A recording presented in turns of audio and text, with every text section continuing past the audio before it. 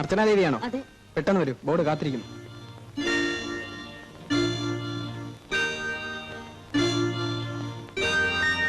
നമസ്കാരം.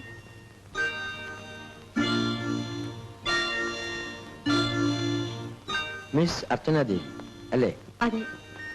ക്ഷമിക്കണം, സ്കൂൾ വരെ കാർ വരില്ലെന്നറിയില്ലായിരുന്നു. കുറെ നടന്നു, അതാ വൈകിയത്. ഓ, ആ വഴിക്കാണ് വന്നതല്ലേ? അരുവിക്കര വഴി വന്നിരുന്നെങ്കിൽ സ്കൂൾ ഗേറ്റ് വരെ കാറ് വരുമായിരുന്നു. ഇരിക്കൂ. അല്പം നടക്കേണ്ടി വന്നല്ലേ ഉള്ളൂ, അല്ലെങ്കിൽ ടാക്സിക്ക് 15 രൂപ കൂടുതൽ കൊടുക്കേണ്ടി വന്നേ. ഇവരാണ് ഞങ്ങളുടെ ഹെഡ് മിസ്ട്രസ്. നമസ്കാരം.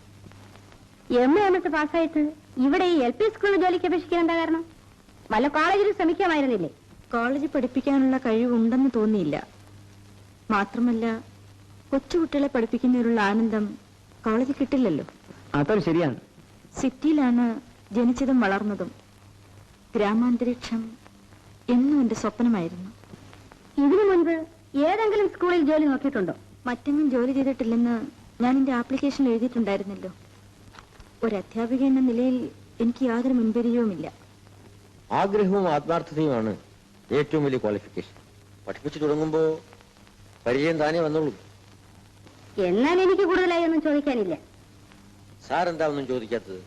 ക്വാളിഫിക്കേഷൻ കൂടിയവരെ അപ്പോയിന്റ് ചെയ്താൽ കുറെ കൂടി നല്ല പോസ്റ്റ് കിട്ടുമ്പോ അവരങ്ങ് പോകും. ഞാൻ അങ്ങനെ പോവില്ല. ഉറപ്പാണോ? ആ, അതെ. എന്നെ പരിചയപ്പെടുത്തിയില്ലല്ലോ. ഇത് എന്റെ സ്കൂളാണ്. മനസ്സിലായി. ഇവിടെ അപ്പോയിന്റ് ചെയ്താൽ ദിവസവും വീട്ടിൽ പോയിട്ട് വരുമോ അതോ ഇവിടെ തന്നെ താമസിക്കുമോ? താമസിക്കാൻ സൗകര്യം കിട്ടിയാൽ ഇവിടെ തന്നെ താമസിക്കാം. അതാ നല്ലത്. പക്ഷേ കൂട്ടിന് വീട്ടിൽ നിന്ന് ആരെങ്കിലും വരുത്താം. എന്നാൽ പ്രശ്നം തീർന്നല്ലോ. എന്താ ദേവിയമ്മ, കഴിഞ്ഞ ടേമിൽ പഠിപ്പിക്കാൻ ആളില്ലായിരുന്നത് കൊണ്ട് അടുത്ത 2 ടേം കൊണ്ട് 3 ടേമിന്റെ പഠിത്തം പൂർത്തിയാകണം. എന്നാലാവുന്നത് ശ്രമിക്കാം, ആത്മാർത്ഥതയോടെ.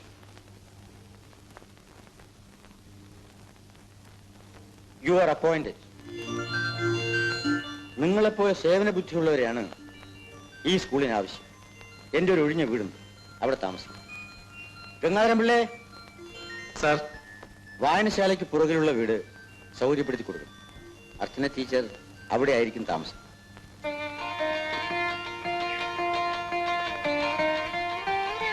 വരൂ. എല്ലാം റെഡി ആയോ ഗംഗാധരൻ പിള്ളേ? റെഡിയായി സാർ.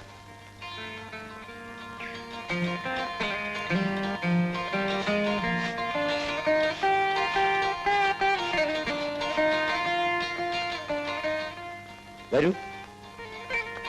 സൗകര്യങ്ങളൊക്കെ കുറവാണ്. ഇത് തളം, അത് അടുക്കള, അതിനപ്പുറത്ത് കുളിമുറി.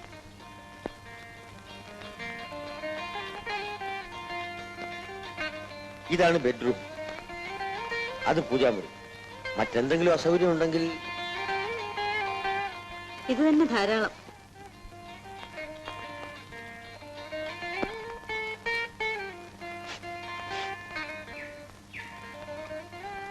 വീട്ടിൽ നിന്ന് ആള് വരുന്നത് വരെ സഹായത്തിന് വിലക്കുണ്ടാകും. ശരി, ഞാൻ വരട്ടെ.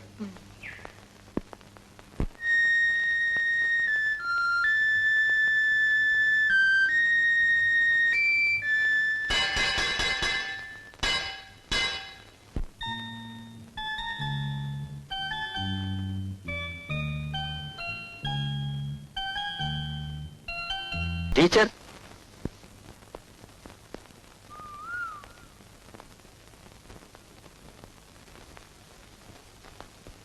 ടീച്ചർ ക്ലാസ്സിൽ പാട്ടുപാടി പഠിപ്പിക്കുമ്പോഴും അല്ലാത്തപ്പോഴും പ്രത്യേകിച്ച് ഇന്നും ഞാൻ ശ്രദ്ധിക്കുകയായിരുന്നു.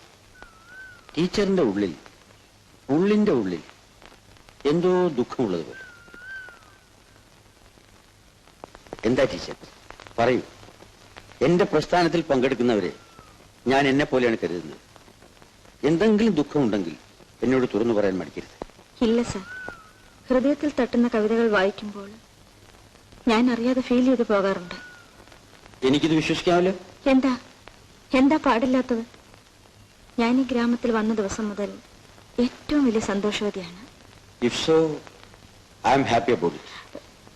സന്ധ്യയായി, ഞാൻ പോട്ടെ. ഞാനും കൂടി വരാം. Thank you sir. ഞാൻ പോയിക്കൊള്ളാം, സാർ ബുദ്ധിമുട്ടുണ്ട്.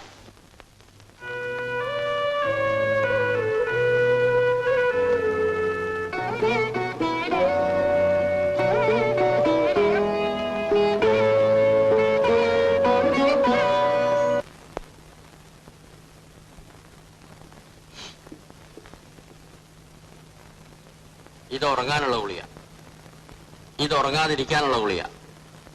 ഇത് ഇപ്പോ ഉറക്കഗുളിക കഴിച്ചാലും ഉറക്കം വരാറില്ല. പിന്നെ എന്തിനാ കുഞ്ഞിത് ഇങ്ങനെ കഴിക്കുന്നത്? ഒരല്പ ആശ്വാസത്തിന്. ആര് പറഞ്ഞാലും അനുസരിക്കില്ലല്ലോ, നിർബന്ധ ബുദ്ധി. അമ്മാവാ, ഞാൻ പൊക്കോട്ടെ? കിടന്നോളൂ.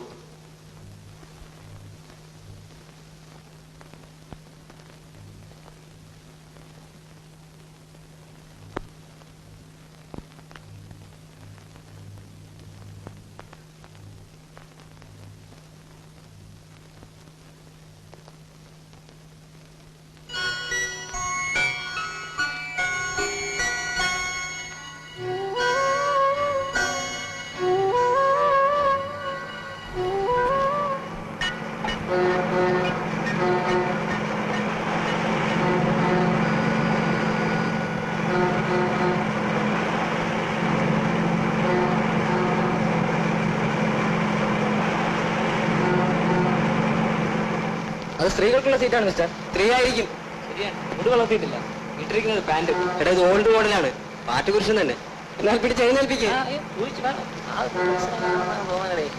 അയ്യോ പാവം, ചെവി കേൾക്കില്ലായിരിക്കും.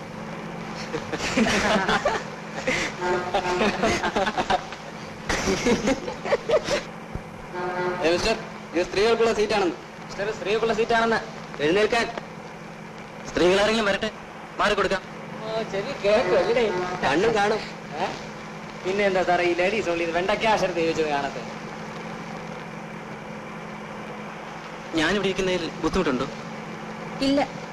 അപ്പൊ അറേഞ്ച്ഡാണ്. ആ അറേഞ്ച് തന്നെ. എന്ത് വേണം? വേണ്ട. പോവാണോ? ഞാനിവിടെ ഇരിക്കുന്നോണ്ടാണോ? അടുത്ത സ്റ്റോപ്പിൽ ഇറങ്ങണം. മാറിക്കൊണ്ടോ, വഴി കൊടുക്കും.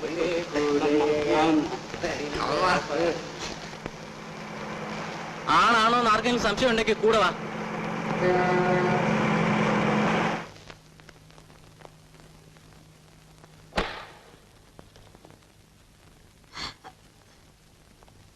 ചേച്ചി എന്താ ഇത്രയും താമസിച്ചത്? എന്റെ ഭാരതി, നീ അറിഞ്ഞോ? എന്താ? ബസ്സിലൊരു ഗുണ്ട. ഗുണ്ടയോ? ഗുണ്ടയോ? ഗുണ്ട നിന്റെ പിറകെ വന്നു? ഞാൻ നിന്നോട് പറഞ്ഞിട്ടില്ലേ ബസ്സിൽ തനിച്ച് പോകരുതേ പോകരുതെന്ന്? അമ്മ, ഞാനൊന്ന് പറഞ്ഞോട്ടെ? നീ ഒന്നും പറയുകയും വേണ്ട, എനിക്കൊന്നും കേൾക്കുകയും വേണ്ട. ഞാൻ പറയുന്നത് കേൾക്കാൻ ഇവിടെ ആരുമില്ലല്ലോ. ഇതിനെല്ലാം കാരണക്കാരൻ നിന്റെ അച്ഛൻ ഒരുത്തനാ.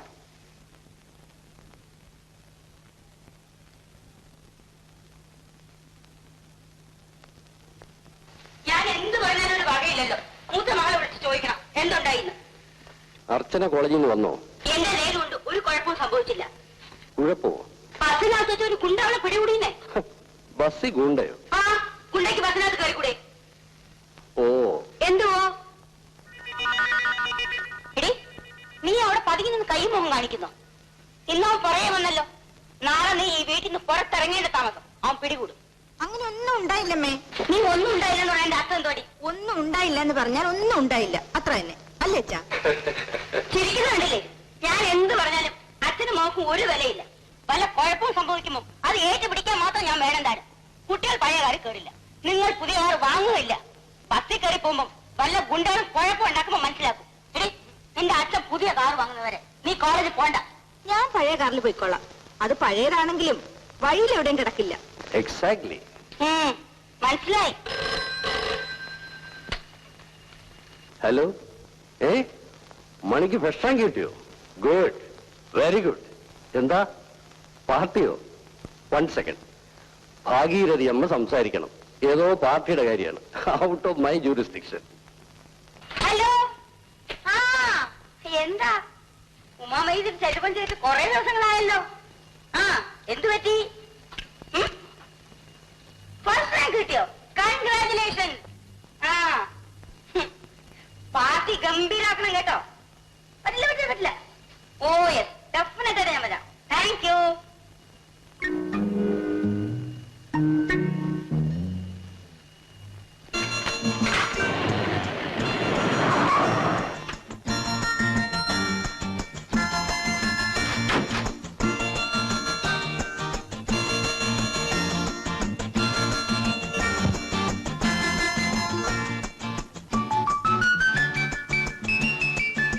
ഹലോ.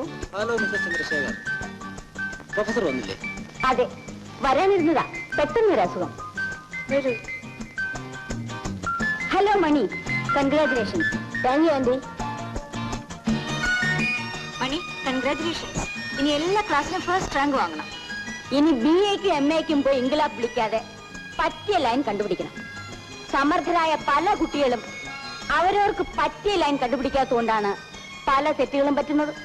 വല്ല സംശയമുണ്ട്. കുറേയൊക്കെ ഉത്തരവാദിത്വം ഇന്നത്തെ വിദ്യാഭ്യാസ രീതിയുടേതാണ്. മണിക്കാ കുഴപ്പം പറ്റില്ല. അവന് ശരിയായ വഴിക്ക് തിരിച്ചുവിടാൻ മണിയുടെ അച്ഛൻ ഇവിടെ ഉണ്ടല്ലോ. അവന്റെ പഠിത്തത്തെ കുറിച്ചോ കോളേജ് ജീവിതത്തെ കുറിച്ചോ ഭാവി ജീവിതത്തെ കുറിച്ചോ എനിക്ക് യാതൊരു അറിയില്ല. എല്ലാം അവന്റെ ട്യൂട്ടർ ഏൽപ്പിച്ചിരിക്കുകയാണ്. സമർത്ഥനായ ഒരു മനുഷ്യൻ. ഹലോ മിസ്റ്റർ സുകുമാരൻ, ദീർഘായുസാണല്ലോ. പറഞ്ഞു തീർന്നില്ല, അതിന് മുമ്പേ വന്നു. എന്താ ഇത്ര വൈകിയത്? ഏയ് എന്തായി കാണിക്കുന്നത്? മണിക്ക് ധാരാളം സമ്മാനമൊക്കെ കിട്ടിയിട്ടുണ്ടല്ലേ? എന്തൊക്കെയാണ് നോക്കട്ടെ. ഭാരതി, ഗുണ്ട. ബസ്സിലെ ഗുണ്ട.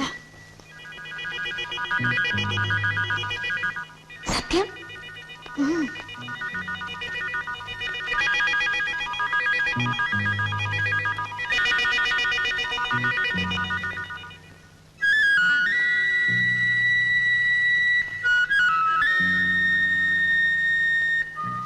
എക്സ്ക്യൂസ് മീ, എവിടെയോ വെച്ച് കണ്ടപോലെ. എന്നെയോ? അതെ. എന്നെ ആയിരിക്കില്ല. I am sorry. Private tutor ആയാലും ശരി, സ്കൂൾ മാസ്റ്റർ ആയാലും ശരി, ശമ്പളത്തിന് വേണ്ടി ജോലി ചെയ്യുന്നവനല്ലാതെ വേറെ ഒരുത്തനെയും കിട്ടില്ല. അതുകൊണ്ട് അത്രയേറെ ഒന്നും വിശ്വസിക്കുകയൊന്നും വേണ്ട. കുഞ്ഞ് നമ്മുടേതല്ലേ, നമ്മൾ തന്നെ നോക്കണം.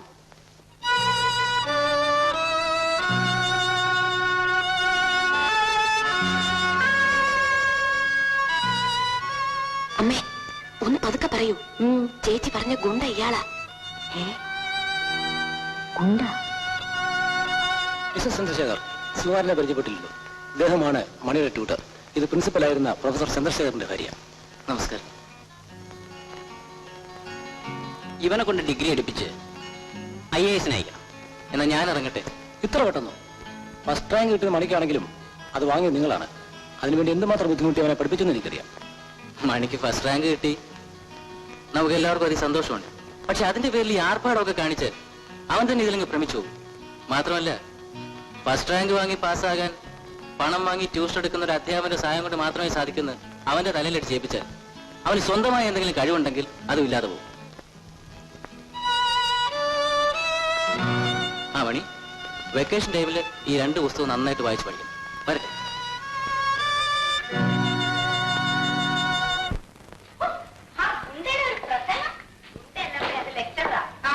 ഇപ്പോഴത്തെ ലെക്ചർമാരെക്കാൾ ഉണ്ടൽ എത്രയോ ഭേദമാണ്. ഈ അമ്മ എന്താ പറയുന്നത്? കുന്ത ഇമിണ്ടാവും വരുന്നുണ്ടോ?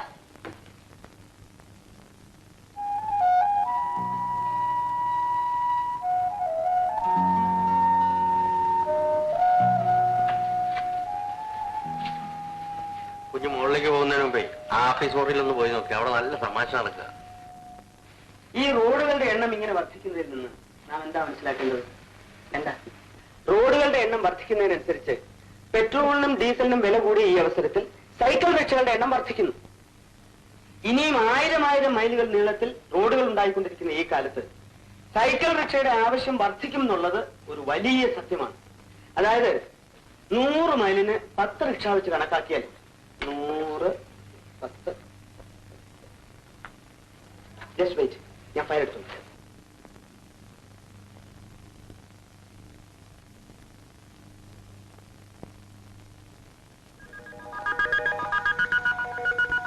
സൈക്കിൾ റിക്ഷ ഫാക്ടറി തുടങ്ങിയ രാജുവേട്ടാ? വേണ്ട, രാജുവേട്ടിന് സമയം വിലയേറിയതാ.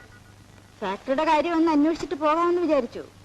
ഇല്ല, ഒരു തീരുമാനത്തിൽ എത്താൻ കഴിഞ്ഞിട്ടില്ല. അയ്യോ, അതാ നല്ലത്. അതെന്താ? എത്തിക്കഴിഞ്ഞാലേ എന്നുമുള്ള ഈ ഡിസ്കഷനും ഭൂമിശാസ്ത്രവും എണ്ണലും വഴക്കും ഒക്കെ പെട്ടെന്ന് നിന്ന് പോവില്ലേ? ശരിയാ ശരിയാ. ആ, നന്നായിരിക്കും. ഞങ്ങൾ ജോലിയും പോലെ ഡിസ്റ്റർബ് ചെയ്യുന്ന എന്നോട് പറഞ്ഞിട്ടില്ലേ? ഓക്കെ. ഒരു സൈക്കിൾ റിക്ഷയ്ക്ക് വേണ്ടി ഇത്രയും ശബ്ദവും ബഹളവും. അയ്യോ, നിങ്ങളെങ്ങാനും എയറോപ്ലെയിൻ ഉണ്ടാക്കിയാലേ എന്തായിരിക്കും പൂരം?